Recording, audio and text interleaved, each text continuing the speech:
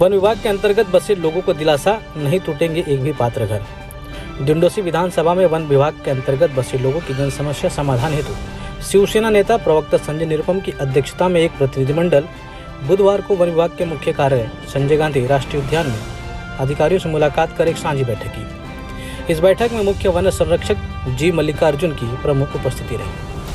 उपरोक्त बैठक में कई महत्वपूर्ण मुद्दों पर खुलकर बातचीत की गई। प्रमुख रूप से तोड़क कार्यवाही और लीगल नोटिस को लेकर जनता में भारी असंतोष व नाराजगी है। पिछले कई दशकों से यहाँ पुनर्वसन का कार्य रुका हुआ है। यहाँ बसे अधिकतर लोगों के पास जरूरी दस्तावेज उपलब्ध है। साथ ही संजय गांधी राष्ट्रीय उद्यान को 7,000 की डिमांड ड्राफ्ट भरी जा चुकी रसीद भी है, लेकिन आज तक लोगों को उनके हक आशियाना नहीं मिल पाया।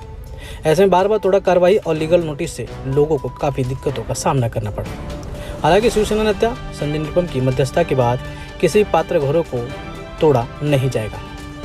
साथ ही 2011 के पहले को भी सुरक्षित रखा जाएगा, लेकिन नए बने हुए घर और दुकानों पर कार्रवाई की जा सकती है। क्या कुछ कहा संजय निरुपम ने, आइए सुनते हैं। ब्यूरो रिपोर्ट, समय नेशनल, मुंबई।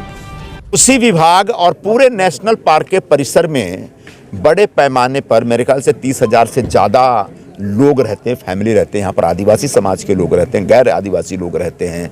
यहाँ पर 40-40, 50-50 साल से लोग रहते हैं और सरकार की तरफ से संरक्षण दिया हुआ है सबको। ऐसे में हाईकोर्ट का एक ऑर्डर आता है, उस ऑर्डर के दबाव में आकर के वन विभाग की तरफ से सबको नोटिस भेजी गई है। उस नोटिस की वजह से अचानक इस प्रकार का एक दहशत निर्माण कर दिया गया है हमारे क्षेत्र में कि सभी का घर तोड़ने वाले हैं लोग और सबका डिमोलिशन होने वाला है।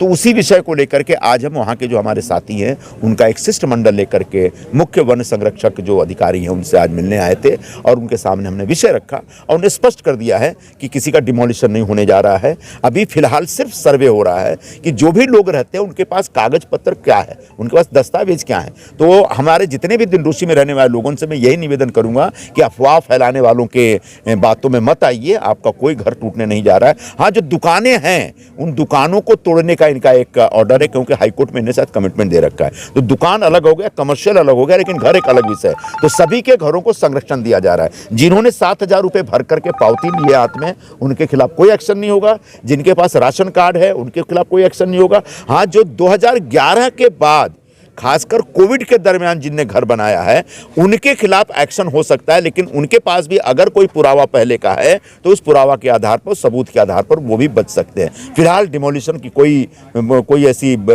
स्थिति नहीं है और लोगों को जो डराया धमकाया जा रहा है इस चक्कर में, वहाँ पर तो बड़े बड़े माफिया हैं, कोई बीज माफिया है, कोई पानी माफिया, इसी में लोगों का घर बचाने के लिए लोगों से पैसा वसूलना भी शुरू कर देंगे सब।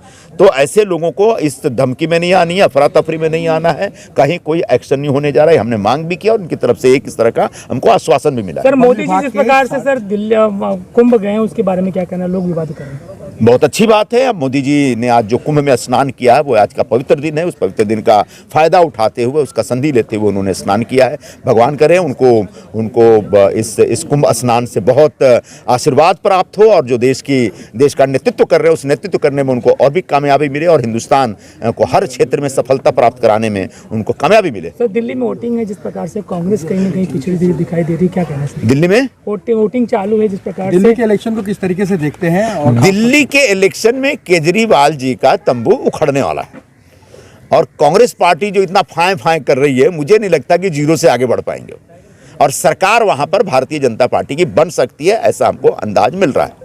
सर, वन क्षेत्र में अभी आज करीब 450 जो दुकानदार हैं वो 3 दिन के स्ट्राइक पे गए हुए हैं, उनके लिए संजय निरुपम क्या पहल करने वाले हैं? दुकानदारों के लिए तो खड़ा होना बड़ा मुश्किल हो जाएगा, इसलिए कि हम मानवीयता के आधार पर उन लोगों के लिए खड़े हैं जिनके घर है और जिस तरह के लोग घर में रहते हैं, कोई ताड़पत्री के अंदर, कोई एक एस्बेस्टस का घर बना करके रह रहा है। तो ऐसे लोगों का घर देख करके हमको शर्म आती है, अपने आप पे शर्म आती है कि आज देश को आज़ादी मिले 75 साल हो गए, लेकिन गरीबों को अभी तक हम घर नहीं दे पाए हैं। और ऐसे में अगर कोई गरीब मजबूरी में वहाँ घर में रह रहा है तो उसको उजाड़ने का अधिकार किसी को नहीं। तो घर बचाने के लिए हम तैयार हैं, लेकिन दुकानदारों के लिए चूंकि हाईकोर्ट का भी ऑर्डर है, इन्हें भी कमिटमेंट दे दिया है, तो इसलिए दुकानों को संभालना बड़ा मुश्किल हो जाएगा। सर, ये मामला केंद्र सरकार से होते हुए आप भी 5 साल तक सांसद रहे हैं, तो आपने उसमें क्या किया था और ये मामला आज तक क्यों पहुंचा? पार्लियामेंट में नेशनल पार्क में रहने वाले जो आदिवासी समाज के लोग हैं उसके ऊपर 3 या 4 बार भाषण हुआ, चारों बार मैंने ही भाषण दिया था सर एक आखिरी और सवाल है। हमेशा सरकार का ध्यान आकर्षित करने की कोशिश की। लेकिन इतना बता दूं आपको, इसका सेंट्रल गवर्नमेंट से कोई लेना देना नहीं है, राज्य सरकार का विषय है और राज्य सरकार इस विषय को लेकर हाईकोर्ट में बहुत अच्छे ढंग से सभी लोगों के घर को बचाने के लिए लड़ाई लड़ रही है। सर एक आखिरी 2011 सवाल में है। जो लोग रह रहे हैं, आप भी ये कह रहे हैं कि उनको घर मिलेगा कि नहीं मिलेगा, तोड़ेंगे? मैं उसका रास्ता बताता हूं। जब फडणवीस जी पिछली बार मुख्यमंत्री थे तब इस प्रकार का इंतजाम किया गया था कि 2011 तक के घरों को मान्यता दी जाए, उसको अवैध माना जाए।